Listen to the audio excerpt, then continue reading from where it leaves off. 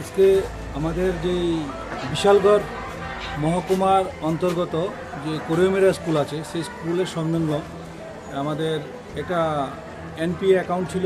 সেই NPA account যেটা Ujjivan financial bank লিমিটেডের কর্তৃক এটা সাবসিডি অ্যাক্ট অনুযায়ী 2002 অ্যাক্ট অনুযায়ী আমরা এখানে আমি অ্যাজ এ ম্যাজিস্ট্রেট, আমার সঙ্গে ব্যাংক আধিকারিক, ল সেল এবং ব্যাংকের যে শাখার প্রধান উনি এসছে এবং আমাদের পুলিশ প্রশাসন নিয়ে আমরা এই জায়গাটাকে প্রুভ করতে এসেছি।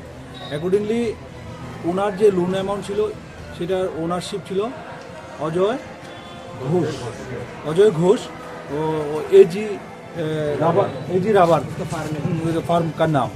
তো এই হলো ওনার টোটাল 16 লাখ টাকার ডিউ ছিল, লোন নিয়েছিল।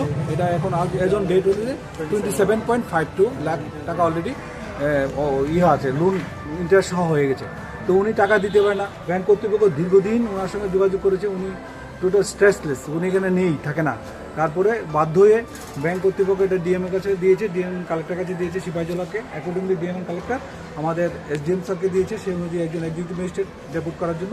তো সেই অনুযায়ী আজকে আমরা এটাকে প্রুভ করতে এসেছি এবং প্রুভ অলরেডি করে দিয়েছি। আমরা দেখেছেন অলরেডি আমরা এটা কি অ্যান্ড লক করে দিয়েছি, যেটা আমাদের চাবি অলরেডি হ্যান্ড ওভার করে দিয়েছি।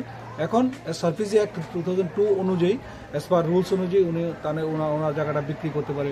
আর এখন বর্তমানে যে অজয় ঘোষ আর এই জায়গার মালিক হলে থাকবেন না, কারণ উনি অলরেডি অনেক যোগাযোগ করার পরেও উনি কোনো যোগাযোগই করেন না। উনি অনেক সুযোগ দিয়েছিল ব্যাংক, কিন্তু উনি যোগাযোগ অ্যাভিল করেননি, যার জন্য এটা বাধ্য হয়ে এটা প্রুভ করতে হয়েছে। এবং সেই অনুযায়ী আজ থেকে এই জায়গার প্রপার্টির মালিক হচ্ছে আমাদের ব্যাংক কর্তৃপক্ষ উজ্জীবন ব্যাংক ফাইন্যান্স লিমিটেড।